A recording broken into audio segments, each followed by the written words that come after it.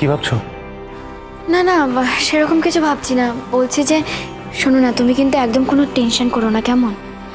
আমি অন্যান্য কাজের মাঝখানে ওনাদের এই কাজটা একটু একটু করে এগিয়ে রাখবো, ঠিক কমপ্লিট হয়ে যাবে।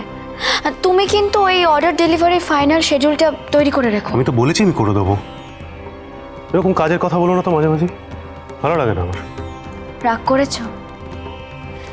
আমি ওনাদের এই ইনস্টলেশনের অর্ডারটা নিয়ে ফেলেছি বলে রাগ করেছে, তাই না আমার উপর? মিনু, তুমি জানো বাড়ির সিচুয়েশন কি। এই সব কিছুর মাঝখানে তোমার, দেখো, তুমি যদি সবকিছু একা সামলে নিতে পারো তাহলে আমার কিছু বলার নেই। আমি তো বলছি কোনো অসুবিধা হবে না, আমি সব কিছু ঠিক ভালোভাবে সামলে নিতে পারবো। তুমি দেখো, কোনো অসুবিধা হবে না।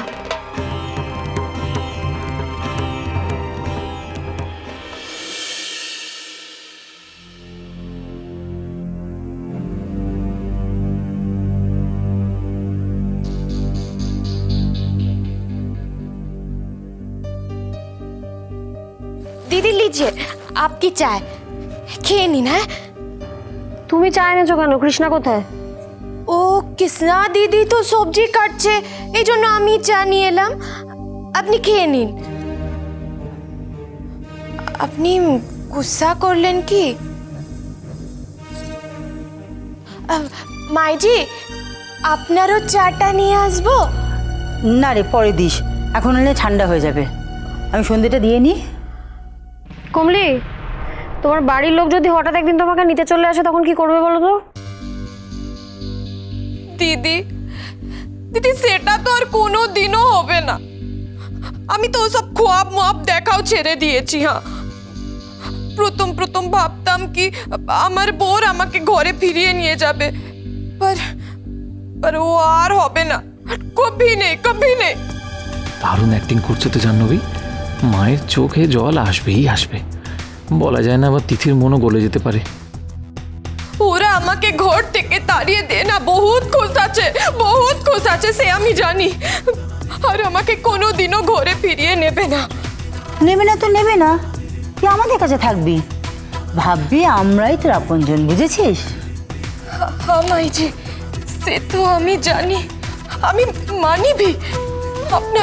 আপনারা আমাকে আশ্রয় না দিলে আমাকে তো খোলা আসমানকে নিচে থাকতে হতো।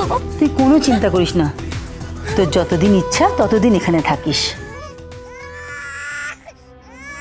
ওই পুচকুটা আবার কাঁদছে তো। হ্যাঁ, পুচকু বাবু তো আমি দেখছি, দাঁড়াও। না না দিদি, আপনি বসুন। সারা দিন এত খাটাখাটনি করেছেন, আমি দেখছি। হ্যাঁ, আমি দেখছি। বুঝলে মা, এই কমলি মেয়েটা কিন্তু সত্যি খুব কাজের। দেখো, যখন যেখানে যা সমস্যা হচ্ছে দৌড়ে চলে যাচ্ছে। হ্যাঁ, তুমি কি কমলির প্রশংসা করলে বাই এনি চান্স? কমলির না, আসলে আমি বিয়ের পর থেকে তোমাকে দেখছি এত বছর ধরে, কারোর প্রশংসা করতে আমি কখনো দেখিনি তো তোমায়। সবসময় নিজেকে কিভাবে ভালো প্রমাণ করা যায় সেটাই আমি তোমাকে করতে দেখেছি, আর অন্যের খুঁতগুলো কিভাবে বার করা যায় সেটা তুমি খুব ভালো পারো। তো শুনতে কিরম প্রশংসার মতো লাগলো। এটা কি প্রশংসাই ছিল? যদি জেনুইনলি প্রশংসা হয়ে থাকে তাহলে আমি প্রথমবার দেখলাম তোমাকে কারোর প্রশংসা করতে। দূর বোকা, তুমি তো কিছুই জানো না। ওকে তো তোমাদের সামনে ভালো প্রমাণ করতেই হবে, তাই চোখে আঙুল দিয়ে দেখিয়ে দিচ্ছি। হ্যাঁ রে, ও খুব কাজের মেয়ে, মনটাও জানিস তো খুব সরল। আমার তো ওর উপর মায়াই পড়ে গেছে। মা, তুমি যখন বলছো তোমার কমলিকে এত পছন্দ, তোমার ওকে ভালোই লাগছে, আর তুমি তো চাইছো ও বাড়িতেই থাকুক, আমি বরং একটা কাজ করি, আমি মিনুর সঙ্গে একবার কথা বলি, ওর সাথে একটু আলোচনা করে দেখি। কমলি যদি অফিসে আর নাই যায়, অফিসের কাজ করার দরকার নেই, ও তো আমাদের বাড়িতেই থাকতে পারে। মানে আমি বলছি আমাদের বাড়িতে থাকবে মানে আমাদের বাড়ির বাচ্চাগুলোর দেখাশোনা করতে পারে।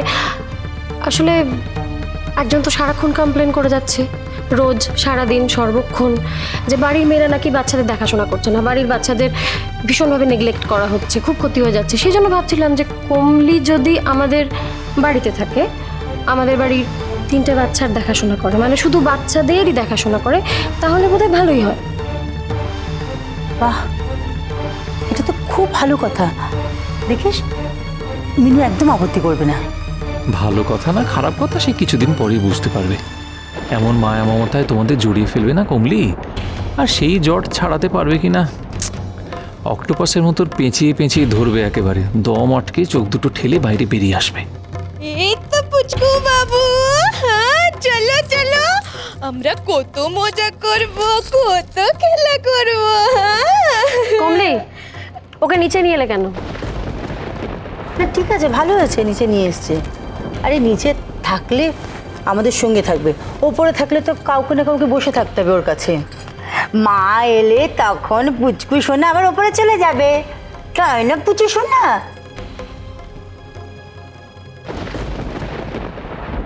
তুমি এখানে?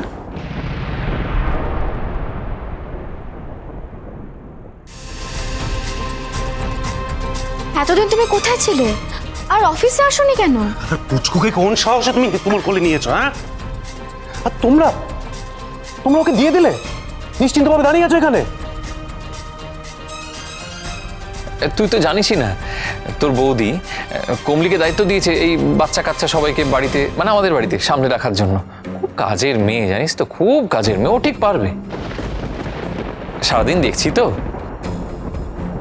হ্যাঁ, দিয়েছি তো দায়িত্ব। হ্যাঁ, আমি দায়িত্ব দিয়েছি। একজন সবসময় বলে তো যে বাড়ির বাচ্চাদের একদম দেখাশোনা হয় না, তাই আমি বাড়ির বাচ্চাদের কথা ভেবে এই দায়িত্বটা কমলিকে দিয়েছি, যাতে ও বাড়ির বাচ্চাদের সব সময় দেখাশোনা করে, কারোর কোনো কমপ্লেন না থাকে, তাই না? হ্যাঁ সে ঠিক আছে, কিন্তু কমলি তুমি এতদিন কোথায় ছিলে? সেসব জেনে আমাদের কোনো লাভ নেই। আমি এক্ষুনি ওকে বাড়ি থেকে বের করে দিচ্ছি। আপনারা যদি আমাকে এ বাড়িতে না রাখতে চান, আমি এ বাড়ি ছেড়ে চলে যাব। আমি কোথায় গিয়ে দাঁড়াবো, কি করব, এসব আমি জানি না, লেকিন আপনারা যদি না চান, ফের আমি এ বাড়িতে কি করে থাকবো বলুন? আমি চলে যাব, আমি চলে যাচ্ছি। দাঁড়া দাঁড়া, তুই কোথাও যাবি না। আমি বেঁচে থাকতে এই বাড়ি থেকে তোকে কেউ বার করে দিতে পারবে না।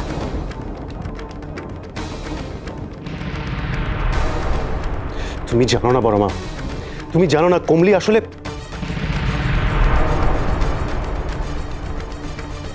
মেয়েটা স্বামীর অত্যাচারে ঘর ছেড়ে বেরিয়ে এসেছে, যেখানে গিয়ে উঠলো সেখানেও বিপদ।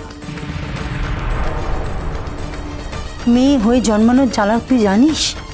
একটা এই বয়সের মেয়ে বাড়ি থেকে যদি তাড়িয়ে দিয়ে কোথায় যাবে, কোথায় উঠবে বলতে পারিস? মিথ্যে, সব মিথ্যে। ও তোমাদের বোকা বানাচ্ছে বড় মা, তোমরা চেনো না ওকে। না রে, আমি খুব চিনি। তুই ওকে বের করে দিবি শুনে তা কেমন শুকিয়ে গেছে দেখ। সাদাসিধে মানুষ না হয়ে কখনো এত ভয় পায়? সাদাসিধে না, সাদাসিধে কমলি? ঠিক আছে, দেখো দেখো তাহলে।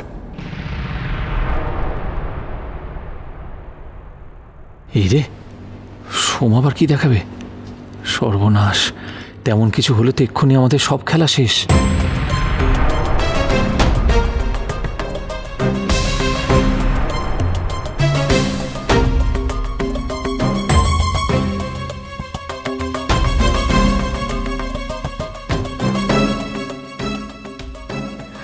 আমার মনে হয় দিদি ভাই একদম ঠিক কথাই বলছে। কি? হ্যাঁ, কমলি এ বাড়িতে থাকবে। কমলি এ বাড়িতে থাকলে বাড়ির ছোটদের দেখাশোনা করতে পারবে, ওদের খেয়াল রাখতে পারবে, যত্ন নিতে পারবে ওদের। আর আমাদের কত সুবিধা হবে বলো তো? প্লিজ তুমি আর না করো না। বাজলো